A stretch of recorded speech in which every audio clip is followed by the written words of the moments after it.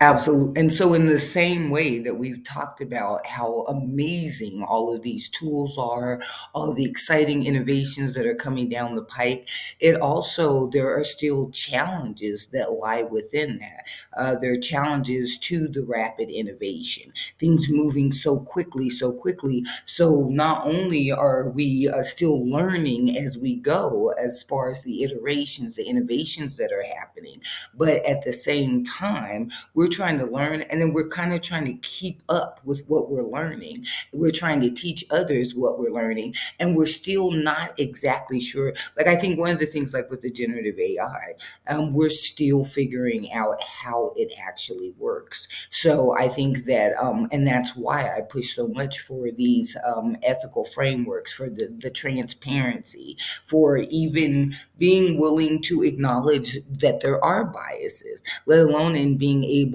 to figure out ways that we can combat that. And so, and I always tell people, it's like, when we're talking about the biases, because they're conscious and unconscious biases. So there might be conscious, or there might be biases, whether that's in the data sets, but the thing is, and I think that we forget a lot of times, there are those, there are those type of biases, but I think that the unconscious biases are where we get, where we can kind of run the risk. Because if you start thinking about, maybe whether those are cultural, whether that, because if you think about, like, the way that we're designing, the way that we're programming, the way that we're engineering these systems, and it's like you're looking at, if we look at data sets, and we want to make sure that we've got these clean data sets, we want to make sure that, but we also, one of those data sets that are going into the programming, the engineering of these generative AI models, are the data sets that make up the programmer, that make up the engineer. So you're creating, or you might be inputting unconscious biases based on what you think you know, whether that's about a particular person or environment or location. That's where we talk about those dangers that come in, when we're looking at biases that can affect marginalized communities. When we start talking about biases, whether it's by zip code, when we're looking at financial issues, when we're looking at law enforcement, when we're looking at the way that, the privacy, where we're not always being transparent in how some of these tools are being used. And then we're seeing that across the board. And it's like, and I look at that every day because I'm constantly testing these tools out. And that's one of the things that I look at. And they're like, people will have the privacy policy up there, whatever. It's like, but looking at the actual working of the tools. And it's like, and I've seen tools, and from a very base level, whether that's article writers that were 6 years ago collecting the content of the users and using that user generated content to train data models. Like, that was 5 years ago. That was some of, like, the first article writing assistants. So whether it was going from that to, I remember one of the sites that I was using, I want to say it was like Type. One of the sites that I was using, like, I'd been creating like a whole year worth of content. Log in one day, everything's gone. And it's like, wait, what? And it's like, and that was actually used as training material for those LLMs. And it's like, but without us, it was not a transparent knowledge about that. And so it was just unfortunate. But again, like, that was getting the growing pains out. That was like at the very beginning. So, in trying to understand and being very transparent about the fact that we don't actually even understand how the tools completely work at this point, how they work with other language models. Like, we're still building all that out. We're at the very, very beginning of this.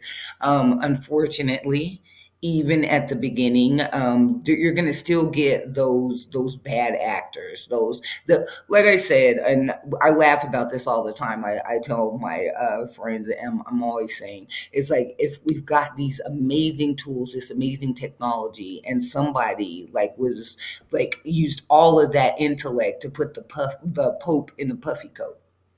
It's like, so there are going to be those things. I think there's one site, I'm not even going to mention the name because I don't want it to, like, blow up, but there's one site that literally creates animated characters of an NFSW nature. And it's like, so there's gonna be those people, like that type of stuff is gonna pop up. And it's like, so in being able to mitigate some of those risks, being able to even recognize what potential risk could be, because everybody, like, so the thing is, being able to recognize what those potential risks could be so that you can mitigate them, or so that they can be acknowledged in a way that we can make sure that there are frameworks in place to identify biases.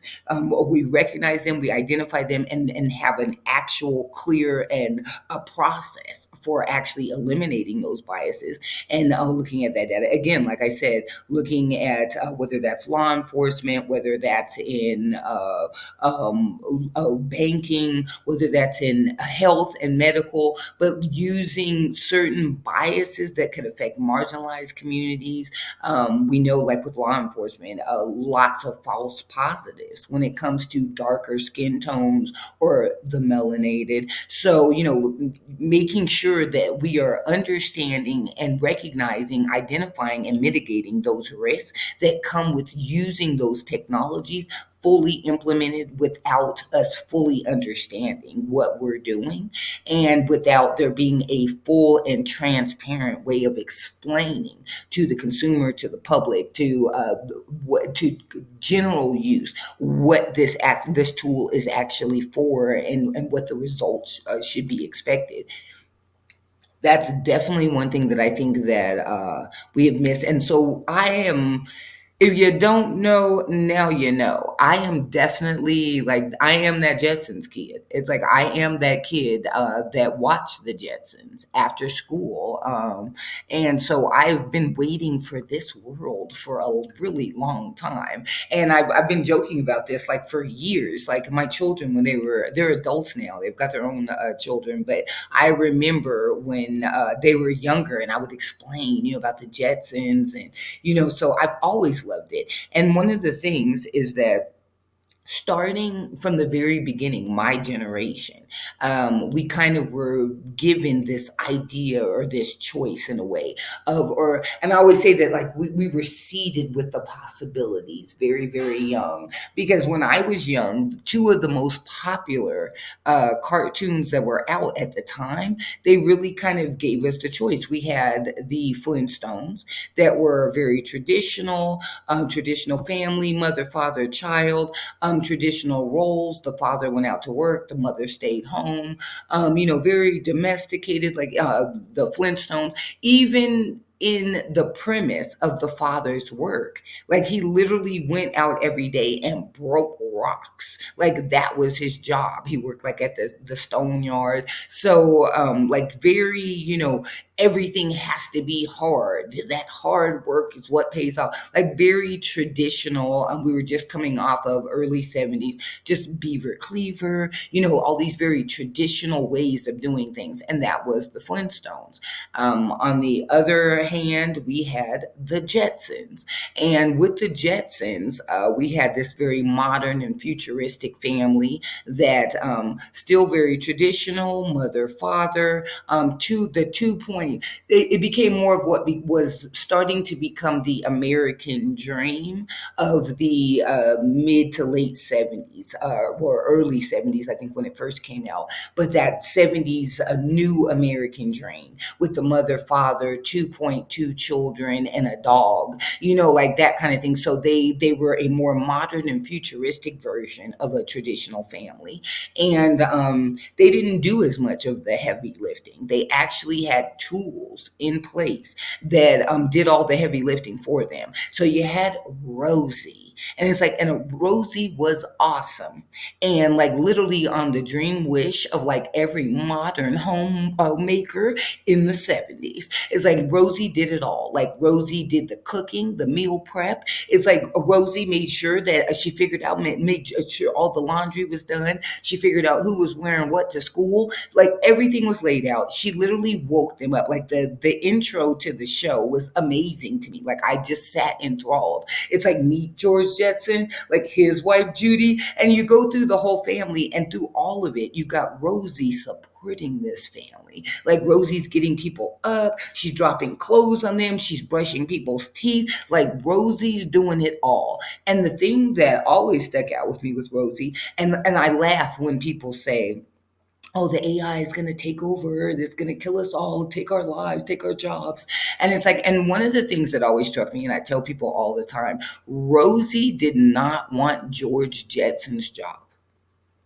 She didn't want the kid's job. She didn't even want the wife's job. It's like Rosie was so content in her role. She loved her role. She liked the job that she did, and she liked to take care of her people. So Rosie was an amazing tool that really supported the whole process. And so and didn't try to like overstep the bounds. And so Rosie was cool with the family, and she allowed the family to be the family. George still went to work every day. The wife went shopping or did whatever she did because her time was free.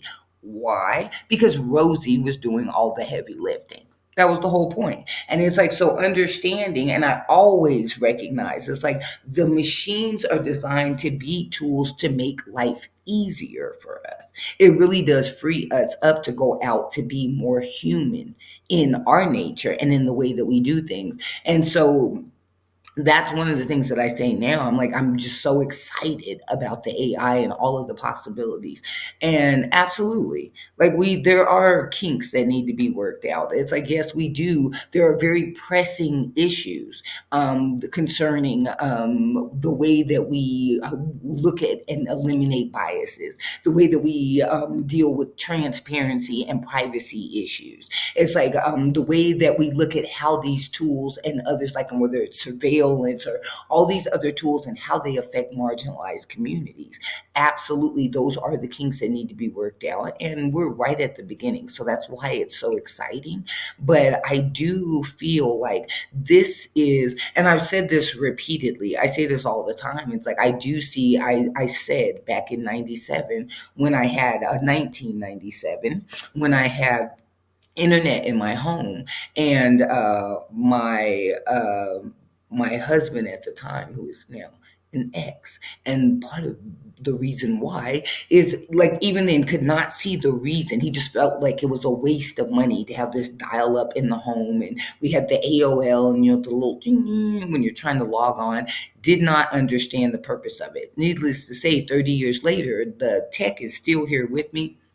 Ex-husband is not. But what I always understood is that I knew from the very beginning instinctively the internet was going to change things. When I realized, because I've always been a writer, had the typewriter, mailed a lot of letters, had pen pals. So to send an email and get it to the next person in like 5 minutes, it was a game changer for me. And working in an office at the time and just seeing how it streamlined things.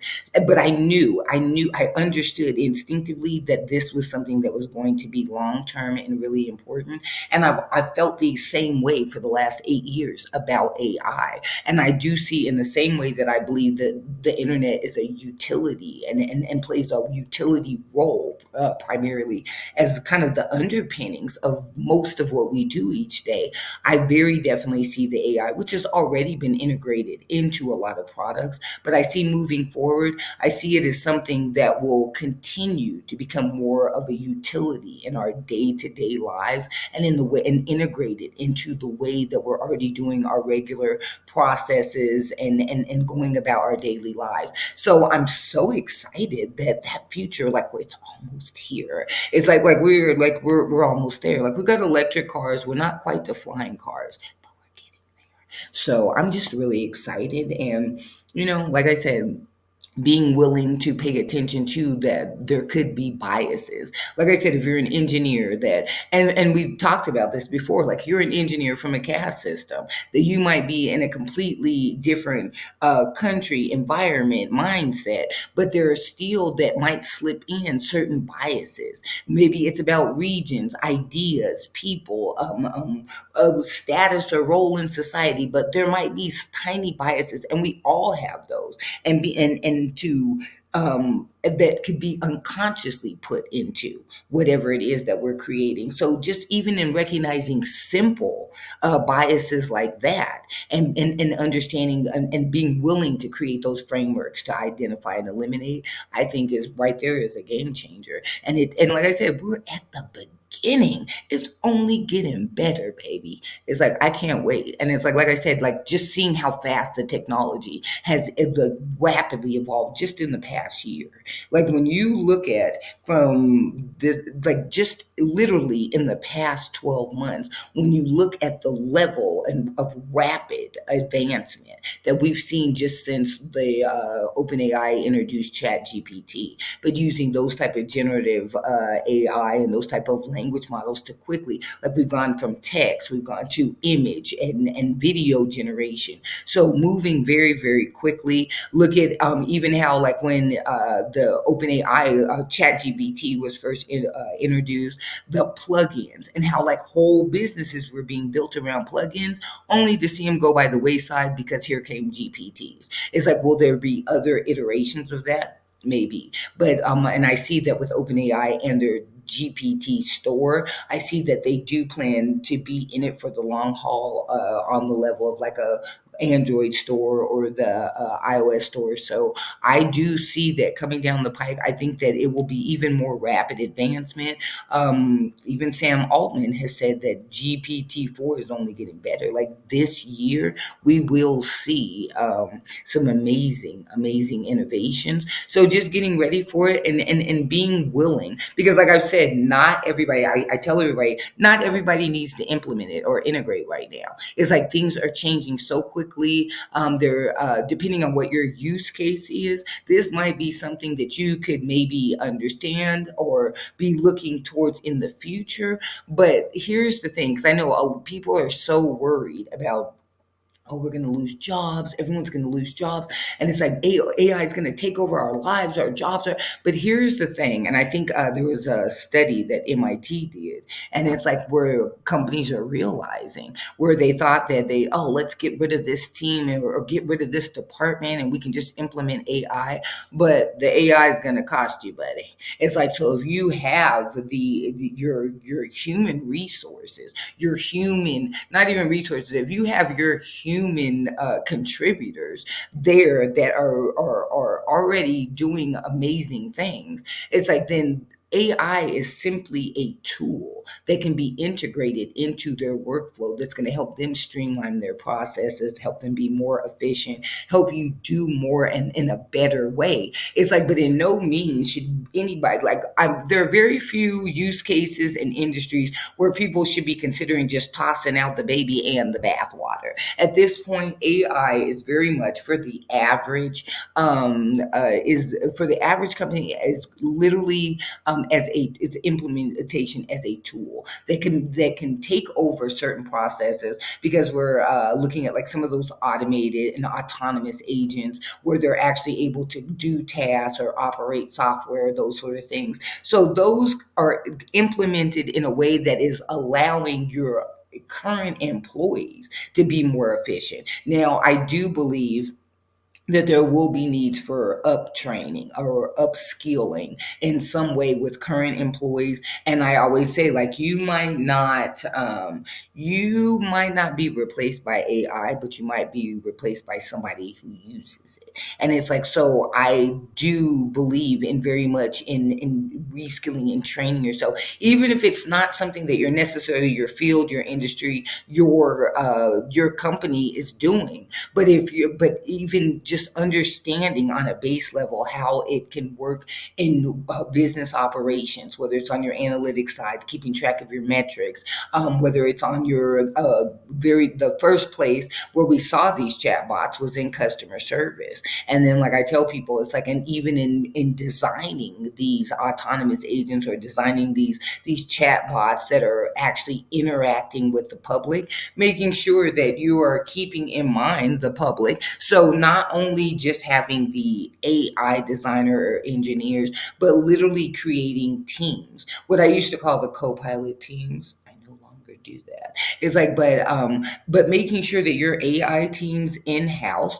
are including not just your engineers, but that are including the input of those whose jobs are going to be, whether it's going to be affected, impacted, whether they're going to implement these tools in their role. But I think that being very clear in what is going to be needed from your current workforce, and then whether, again, like whether that's retraining, reskilling, upskilling, and uptraining, whether that is like those sort of things, having those put into place, I think we will see more of it moving and being integrated into schools. But I do feel like there are still industries where, while we're still working these kinks out, now definitely like on an educational level, not only should it be directly teaching, absolutely not. But as far as like that, again, can be used as an incredible tool for teachers who are doing case studies and lesson plans and who are doing all of these things and working. If we've got administrators, there are ways that those workflows and those processes can be streamlined, that can be more efficient.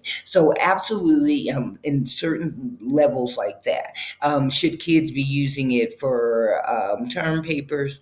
Perhaps not. Now, I do feel like on the research side, absolutely. But again, that goes back to consumer education, and it goes back to getting the input, getting the feedback from the general public and from consumers, on and who are and real talk is because they're the ones that are going to actually be affected by the implementation of these tools, whether it's in enterprise, whether it's in business, whether it's in health and medical. Like it's going to be integrated into the things that are going to affect the average consumer or the average general public, the average person. It's going to affect their day-to-day life, and a lot of times they won't have a say in that. So I think that it's really, really important, as we're at the very beginning, the precipice, kind of leaning over, all excited about what's coming next. I think it's really, really important to really be conscious and to consciously focus on creating, and whether that's networks, whether that's focus groups, whether that's these councils that actually contribute the average person's voice to how this advances with this technology. And it's like, and I think that that's one of the things that wasn't necessarily done with the internet. And I think that that kind of on the back end caused some things. And I think that and I'm not saying harsh and fierce regulations. There absolutely needs to be regulations, but I think that as things are iterating and changing so quickly, there might be regulations that are put in place that might prevent further down the road certain advances or researches or other innovations. So still like kind of treading a fine line with that. But again, that goes back to having these panels, these teams, these co-pilot teams where you've got people from different, whether that's for, again, like I said, in-house department team. You have your engineer, you've got your AI ethicist, somebody who is looking at, okay, well, what are the biases? Are we looking at the biases? Are we looking at what's the data? Is the data dirty? You want those type of people who are standing back and looking at those type of things, but who is not on your legal team or who is not but in your engineering team. You also need somebody who's actually going to implement and use these technologies. So whether that's your content team, whether that's your operations team or your tech support, it's like, but someone who's actually understands how that flow works and having their input as well, because those are the people. And a lot of times, even in looking at like with the implementing of the chatbots, a lot of times there were little nuances and subtleties that you could have a whole team of engineers up there, but it literally was the person who answered the phones or who did the chat who could answer certain questions or understood how a workflow actually worked, and was the only one, the missing piece in making that workflow more streamlined or more efficient. It's like, so having the input of even what we think are the least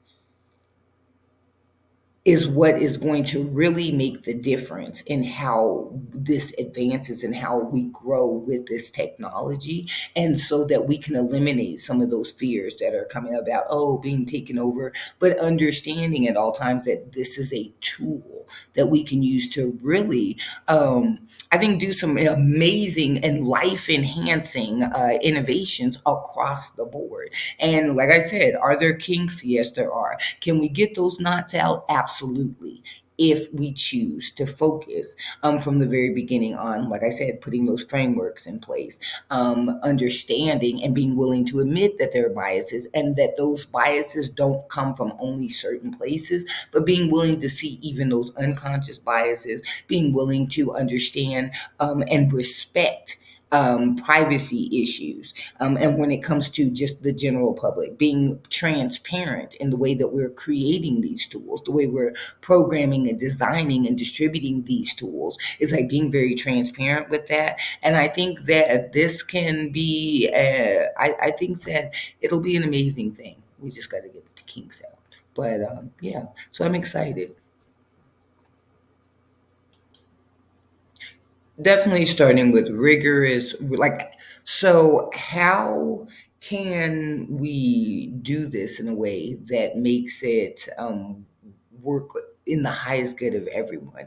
And I think that definitely we can start with one, just really with rigorous risk management and those type of frameworks put into place, being willing to really be focused on data integrity. It's like being and also and not and like I said, being willing to respect the fact that biased people are creating, and it's like, and we're creating these images and we have these engines, and we might have unconscious biases. A lot of times that is where biases are coming from. So we're being willing to respect that, and then have a way to double and triple check and be able to evaluate as needed to make sure that we are avoiding these type of biases, that we're identifying, recognizing, and eliminating them quickly in data sets, making sure the data has full integrity, that we're cleaning all the dirty stuff out. And then at a minimum, I think that just really creating frameworks that help us identify, and then also that help AI to allow it to self identify its biases, and then be able to just kind of stop, redo, and then pivot in a way that can greatly reduce the harm that it could cause using those biases. So creating ways to self identify biases, just in the same way that we always say, like, self awareness, but allowing a way to program or create these frameworks where the AI is self-identifying these type of biases, or self-checking, like, and always having that human in the loop that is doing the backup, but getting it to the point where it's self-checking. I think that by itself can do amazing things.